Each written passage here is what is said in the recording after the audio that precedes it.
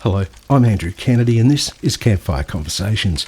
I remember as kids we used to sit around and tell ghost stories, trying to scare the other kids.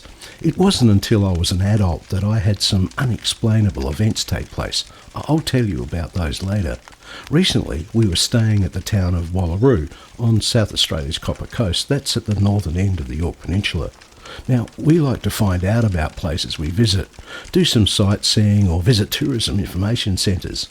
Most caravan parks have a fairly comprehensive array of brochures and info on hand, or you can go online, and that's what I did in this case, prior to travelling. In my research I came across some information that Wallaroo had quite a few haunted buildings, and this is where we start our podcast. Ghost stories around a campfire conversation. So I headed over to the Wallaroo Heritage and Nautical Museum. I figure if there's a place to find out about ghosts, this has got to be it. And I met Colin. Tell me some stories. You've got some ghosts in the town, haven't you? Yeah, there's a lot of interesting stories about various buildings in the town. And this one, which is now the museum, was built in 1865 as the first post office and operated until 1910. And this is haunted by the ghost of a previous postmaster. And various members have heard footsteps in the passage. When we go out, there's no one there. No one there. Oh, okay. Have you had any experience? Have you heard? Yes, yesterday actually. Really? I was here on my own, and I was down here on the computer, and I thought there's someone in the passage. Yeah. And I went down and looked out, and it happened twice, and no one there. It was like creaking floorboards. Yeah. Someone was walking. Do you call out? Do you actually say, come on, show yourself, come on, get it? Do you do that? Oh, we've tried that, but nothing happens. Okay. You don't see anyone. All right, what about some other buildings here? Another one is the nearby old Bond store. Yeah. It's now called the CU2 Accommodation Centre and a brewery and restaurant. It was built in 1864 as a bond store for Mr. W.C. Eland. And Mr. Eland's daughter was killed in an accident. She fell from the inside balcony and died, and she's said to haunt the basement. It's been seen by various occupants. The young children of families who've lived there, and when it was used for various businesses, report that they used to play with a little girl down in the basement, and when the parents would go down to see if it was true, there would be no one there. But the kids said there definitely was somebody. Yeah, the kids reported playing with this little girl. Oh, wow. Oh, that's creepy. More than once? It happened a few times, apparently. Yeah. So kids know what they're talking about. Yeah. All right. And another one is the Copper Coast Hotel, formerly the Cornucopia Hotel, built in 1862. The basement was once used in the 1860s as the town morgue. And it was a scene of several suicides, and one lady hanged herself over the balcony, and that's haunted by several ghosts in the rooms upstairs. And people who run the pub have reported that they've had strange experiences with things happening in that hotel. So it was a morgue down below, yeah? Yes, yeah. There's one story that one of the employees meets these two little children, and they were burnt to death at a tent fire down by the jetty in the 1870s. And the bodies were brought to the hotel, which was then used as a morgue, because it was so cool they had nowhere else to keep the bodies, and they still haunt the building according to some of the employees. Yeah, I wonder if that's after a few drinks or whatever as well. You never know. Another one is there's more. Another one is the former post office, built in 1910. That's haunted by the ghost of another former postmaster who died suddenly in the building. That was the second post office that was built. Oh. And the town hall, originally built in 1902, was gutted by a mysterious fire, arson suspected, in 1917. Only the walls were left standing. It was rebuilt and reopened in 1919.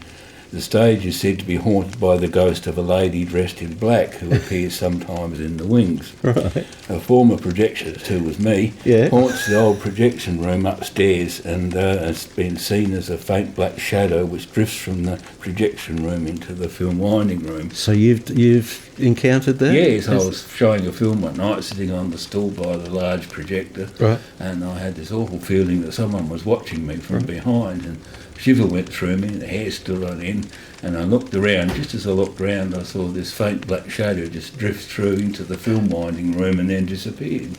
Oh, wow. It's a Okay. bit creepy. Yeah, I can imagine. I can imagine. Well, I've actually had experiences as well, but yeah, I know. I just when I talk to people that have had that. So this lady dressed in black, Yeah. she was just in the audience, or was she an actress? She was on the stage Oh, okay. singing, apparently. She was a singer. Okay. And there was a psychic came on one of our haunted tours, Yeah. and she said, "Oh, I've just seen someone on stage dressed in black."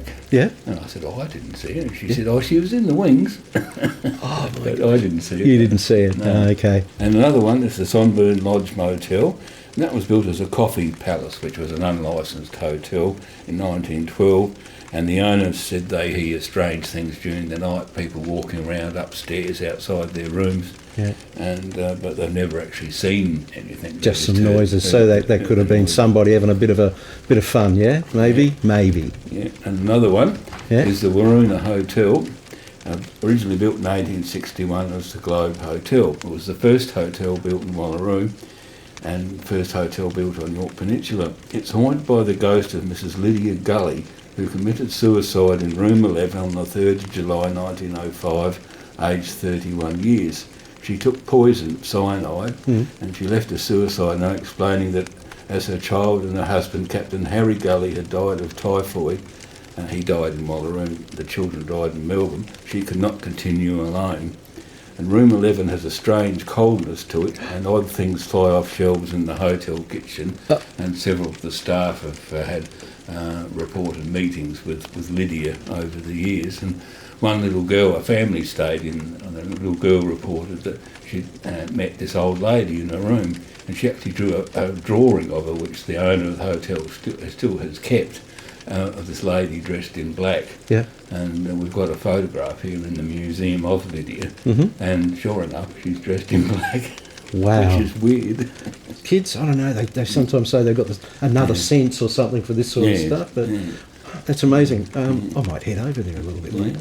And the former railway porter's office by the jetty is now called the Boathouse Yeah. Cafe, and that's haunted by the ghost of a former sea captain, Nicholas George Burge, who while drunk fell off the nearby jetty and drowned.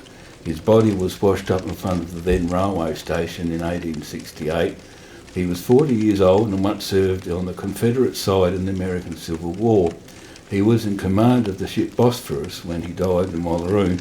His ghost, dressed in his captain's uniform, has been seen in the cafe dining area upstairs and in the basement many times by former cafe employees. One employee told us that they went downstairs to get some produce for the cafe, and they encountered him in the basement. Terrified, they ran up the stairs, quit straight away and never came back. Another interesting one is the Customs House near the jetty, built in 1862. It's now a private residence. An angry ghost who throws items across rooms has been seen in this building by former owners, and is believed to be a former bad-tempered hospital matron who once boarded in these premises many years ago. Tell me about Wallaroo. Tell me about its history briefly, obviously, but its brief history, if you could. The bay was originally named, Point Riley was named by Captain Flinters in 1802, and Point Riley was named after one of his officers. But copper was discovered in 1859 by a shepherd, and who worked for Sir Walter Watson Hughes, and he ordered his shepherds to keep an eye out for it. Right. And so eventually the mines opened up. In 1861 they built a copper smelter here in Wallaroo, which the remains and the large chimney stack is still here. Still there, and I noticed as we drove along, there's some little, below that, there's some tunnels or something. Yes, they're the old furnaces, Right. and which were connected with tunnels to the 13 chimney stacks which were once there. And the tunnels are still there, but have been all covered up. But there is a walk, you can walk through the old ruins and with the interpretive signs and seats so that people can have a good understanding of what was there. The smelters and the mines closed in 1923 due to the low price of copper, and a lot of people left the town, but the town survived on agriculture and other industries. And today, the population's 4,000, and it's mainly a tourist town now, Well, and a port. hence the name, the Copper Coast. Yeah, that's right. Yeah. The ghost tours, now, you don't run those all the time. No. Only on special occasions? Yeah, we run them during the Cornish Festival, which is held in May in every odd year. So the next one will be in 2021. Okay. But we do special tours for groups who might want to do tours. If there's 10 or more people want to do a ghost tour, we'll take them around at night or in the day, whenever they want to go, and tell them the stories. What about the cemetery? Does the cemetery have any hidden gems? Yes, there's one particular grave of Mr. David Bewes. It's a very ornate structure, like a tower almost, a concrete tower with his name on it. And he was an ex-MP who died suddenly, and he was thought of a lot in the community, and his funeral attracted 4,000 people, and they came by train and everywhere to this funeral. But anyway, not long after he was buried into the tomb, there's steps that go down underneath into his tomb.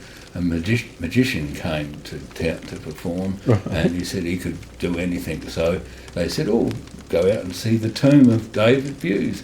So he actually went down into the tomb, and his cape caught on the nail in the coffins, and he screamed and carried on and thought he'd been caught by the ghost of David Bewes.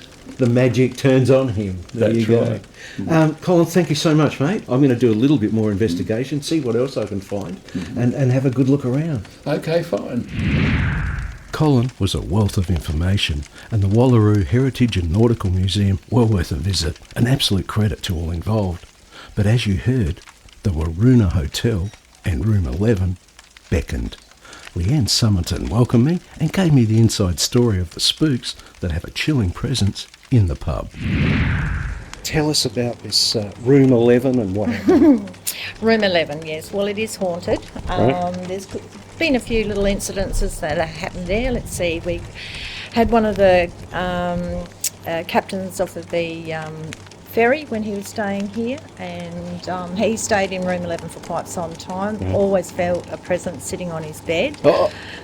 Door handle turning, creaking of the passage outside Room 11 door. Nothing going missing or anything like that, just strange, just really strange things happening. We had one guy staying there and wasn't a drinker, and he also worked on the ferry. And anyway, they had a few drinks this night with this guy. Like I said, he doesn't drink as a rule. He's supposed to be up at 6 o'clock the next morning. He woke up, went back to sleep. Next minute, he feels his toes being wiggled like Grandma used to do when you're a kid to get you out of bed, and he flew out of bed and never come back to the hotel again. I've heard that some plates and things have flown off in the kitchen. More than plates. Right. So Lydia tends to hang around in the dining room and the kitchen, and we had a lady chef by the name of Karen working for me. Karen hated her, and I think Lydia hated her, because the things that happened between those two was amazing. They're like they would bring potato bakes out the oven and put them on the bench. Now the bench is quite wide. So, and Tara, the other young girl that was working for me, was down one end of the kitchen. Karen was on the other side of the bench further down. Next minute, 2 potato bakes just go flying off the bench on the floor. We've had chicken schnitzels like wrapped up in their packs. We've taken out of the cold room to start crumbing. Nobody's near them. Bang, gone. Off the floor, off the bench, on the floor. Karen actually threw a knife at the door because the door was always swinging, and she actually threw a knife at the door one day. She'd had enough and screamed, and she was petrified of this, Lydia. We don't. Probably another strange thing that happened in the dining room is very similar to yourself, somebody that's interested in ghosts. They were on table 12 in the dining room, which is in the corner. Anyway, I didn't know these people. They just come in. It was a long weekend. We were quite busy, and I went over and picked their plates up. And the guy said to me, he said, "It's very chilly in here, isn't it?" And I sort of had a bit of a smirk on my face. I said, "Well, what sort of chill are you talking about?" Yeah. And he said, "I think you know." And it's funny because the people that do like follow ghosts, or the hotels with ghosts in them, you can pick them. Yeah. Anyway, so he said, "You've got a presence here." I said, "Yes, we have actually." And he said, "You've got more than one." I said, "That's right." And he said, "The female's the stronger one." I went, "Whoa."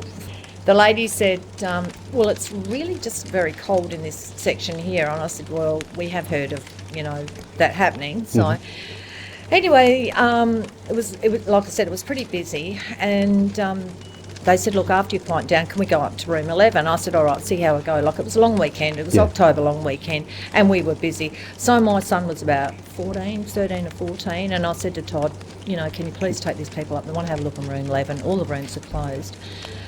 So he took them up there, and when Todd took them up there and they went into the room, Todd come down in such a hurry and said, my God, Mum, that room is freezing. And he left them to it. They come down and they said the presence is really strong, that she can't let go of being here, which is understandable with the circumstances of her husband and losing a baby. But this chap said that he felt 2 people. He did. Who's the other one? Yeah, the other one was a stable hand that actually worked here. Fell in love with one of the maids that used to work here, and she rejected him.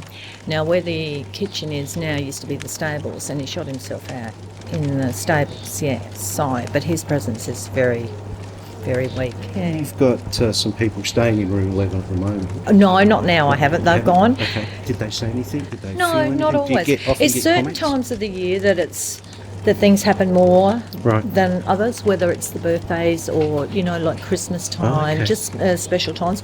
But then other times it can just be out of the blue, and it's like, she's there, but she doesn't bother you. So you do live on the premises? Yeah, I live on the premises, but I don't feel like... I'm actually up one end of the hotel, and all the house guests and room 11's down the other end. So you do hear the creaking of the floorboards. Grant's mum and my mum stayed here one night. We thought Grant's mum was actually going to be... She was being murdered. She screamed that much, but it was somebody on the door handle. Oh. And we thought somebody had broken in, but no. Yeah, it was just Lydia without her antics. Yes, so, yeah. Leanne, thank you very much. That's all right. You're quite welcome. Off to room 11 I went. Walking up the stairs of the Waruna, I must admit a sudden feeling of what the heck am I doing here came over me. Of course I wasn't scared. Well, okay, maybe a little bit. Walking down the corridor, which wasn't that bright, I had visions of the place when it was the Globe, back in 1861. Just imagine what would have gone on in this town, in this pub, in this corridor, and in room 11. I opened the door to discover a very comfortable looking bed, a sink in the corner and a wardrobe against the wall. I sat down and took it all in. It was a bit chilly, but then again so was everywhere else. I actually said, "Come on, Lydia, show yourself." Well, really hoping she didn't. And then nothing happened. I went downstairs and gave the key back to Leanne. But I will be back. Maybe I can convince my wife Pat to stay the night. I travelled back to Adelaide and I did some more research on ghosts. I just wanted to find out about them a bit more, and it led me to finding Alison Oborn. Alison, welcome to Campfire Conversations. Thank you for having me, Andrew. Now, you were born in a haunted house. You became a paranormal investigator. You've hosted and been interviewed on radio programs. You've written books and you conduct ghost and dark history tours. Yet you seem a relatively normal human being. Oh, I like to think so. I do keep it very rational. Yeah. And I did get into it not to lie to myself and pretend everything is kind of paranormal. So we do like to look at the other side of it as well. So one of your frequently asked questions is, why do ghosts scare us? Can I change that a bit? Should we be scared of ghosts? Look, when I was researching, I used to get a lot of people ringing me up because they were saying that their house was haunted. They were hearing footsteps or they would have things moving, but they hadn't actually been hurt or anything else by a ghost. Some of it could be house movement, there are other explanations, but because they have such a high fear level, the one thing I always like to point out to them is if you've got a ghost, the chances of you having a serial killer ghost in your house is going to be tiny. So they're not all So, it could just be an old owner of a house that's attached to the house, some little old lady or, why should we be scared of that? If you die, well, you will one day and so will I, but if we die tomorrow, it's not going to automatically make us a bad person if we go on to be a ghost or a spirit. Right. So, and this is what I try and get through to people. Okay.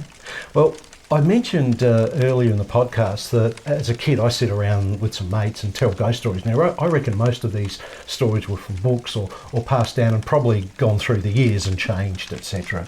But it wasn't until I became an adult that I had some first-hand experience, and if you don't mind I'd like to tell you about that I'd love to hear it. and get your opinion. I was working at a place called Pepper Studios. It was a film and video production house on North Terrace at Kent Town, just out of Adelaide. The building was originally Parkin Theological College, where it is said that one of the students was having issues with, one, being homosexual, and two, religious studies. So he hung himself in the chapel. Now, my office was upstairs, near where the chapel was. On numerous occasions, I'd be there at night or in the early morning and I'd hear noises, doors opening, creaks on the stairs, footsteps. Now, these could have been changes in temperature or wind, although it was a fairly controlled environment. On one occasion, we had a shoot at a nearby hotel. We had to do this at 2 a.m. after the pub shut. For some reason, I returned to the office around 2:30 a.m. to find all the lights on. Now, I thought the cleaners had been there, although they generally went through there earlier, or we simply didn't turn them off when we left. Really didn't think too much of it until we returned at about 6 a.m. and the lights that I had turned off were on. Now, security reported that no one had entered the building but me earlier in the night. So either someone was trying to scare me and us, or our resident ghost was afraid of the dark. What do you think? Oh, look, I've had that in the Adelaide jail with the lights, whereby we had a production crew there that were doing a play, and they were getting told off because they would turn all the lights off in the building, but when the management came in the morning, all the lights were on again. And of course they were getting told off, and he came up to me, he was desperate. He was saying, it's not us, we are turning them on. Right. And we're coming in. I've had that myself. Is it because a ghost is frightened of the dark? I mean, how will we ever know that? Yeah. But electricals do come into it. Now, I'm with you. Could it be a ghost that's affecting the electrics? Or could it just be a fault in the electrics? It's the two questions. It was a fairly good and well put together building. Yeah, that's I the can't problem. do it. Especially with it's modern as well. The thing that got me was that a physical switch was turned on, right? Yeah. So can a ghost grab a thing and turn it on? Yeah. You know, that's what got me. I'm with you. I still have that rational side in me, Right. but I'm with you. Is when I had that happen in the Adelaide jail myself, I walked down one of the cell blocks and I was talking to one of the guests. We turned around and 3 cell lights were on. Right. We just walked down there and we walked on the other side of these cell lights and they weren't on. And when we turned around, all 3 of them had come on. Wow. And so it's how it works, why it works. After 30 years, I can't tell you. I don't think anybody can say ghost turn lights on because, but it is an intriguing phenomena that has been witnessed. Let me tell you one more thing. The guys in the sound studio were recording a jingle or a voiceover, I'm not sure. 2 people in the studio and 2 in the control room facing them. The 2 in the studio both stopped at the same time, glancing to their right at a wall. Their gaze slowly turned from right to left. The producer and the sound engineer asked what happened, and he was told that a figure came through the wall, went behind them and out of a door. It was later discovered that the wall was in fact a bricked up entry to the building in days gone by. Now, that leads me to the question. They said a figure. What form do ghosts take? Is it is it a light? Is it a body? Is it a sheep with eyes? Holes? Well, what do ghosts look like? The only ones that I've seen personally is for me dark, shadowy figures, if you like. It's like a very solid black silhouette of a person, and they're the only ones that I've seen. I don't see them all the time, so it's not that I'm seeing ghosts all the time. 30 years of research, I've only ever seen it about 15 times. Right. I've had a lot happen around me, but actually seeing a figure about 15 times. Each time it's been just a solid black silhouette shape of a person. Okay. Only once would I question having seen a ghost as real as what you and I look like. And that was a daytime sighting, and that was a story in itself. So going back to the section I did earlier in the podcast at the Waruna Hotel, a little girl went up and saw a ghost. She came down and drew what was Lydia Gully. And I've got that drawing, I'll show that to you later, and that's on the side of the podcast as well. So there is a bit of a resemblance, but it's a kid's drawing. She saw the whole lady, the body. At Z Ward, when was it? 6 months ago, I think it was. Sorry, Z Ward is the home for what was termed the home for the criminally insane, down at Glenside Hospital. There was 5 witnesses to a figure going down the hallway, and of course they put the torch on it thinking it was another guest on the tour, and the torchlight hit it, and it was as detailed as you and me. It was an old man. They said it put its hands up over its face and then shuffled off down the hallway, but there was, my guide saw it and 4 of the guests saw it as well, fully detailed. You might have thought it was a solid person. That's amazing. So, Campfire Conversations, we sit around, and this is sort of what led to this this podcast. We sit around and we tell stories, and I related the one at Pepper Studios where I was working to them, and the other ones told me a few other stories that they'd heard through somebody else, etc. So Campfire's a great place to get that little spooky thing happening. I call it spooky, but it is a paranormal thing. It's a bit weird, maybe people think that, but obviously you've got a bit closer to it. I live in the world of weird. Okay, have you got a Campfire Conversation ghost story that you can relate to? I have a lot. All right. I have a lot. Give us one. I'll give you one. From Z Ward. How's that? So we've got a particular cell in Z Ward, and we call it the mirror room because it's got mirrors in it. We're not very good with our naming, so we give them names.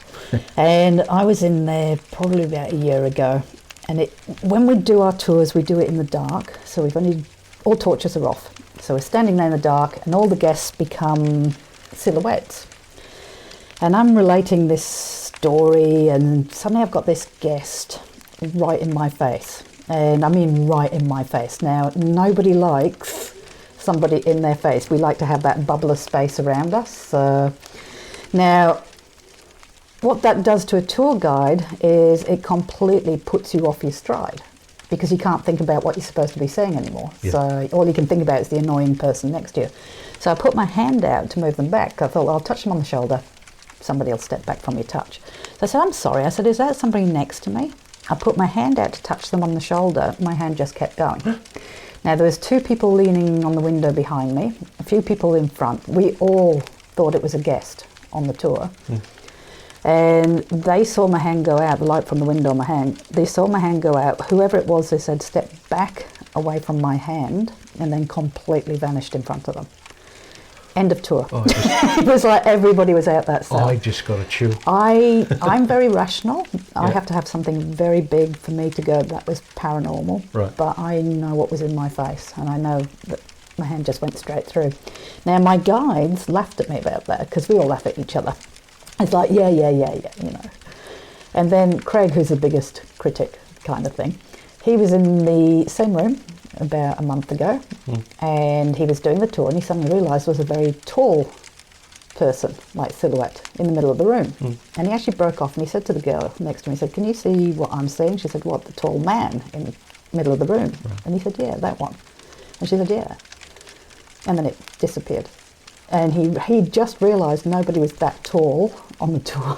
so the same place, same room. He doesn't quite do that anymore. He doesn't do it anymore.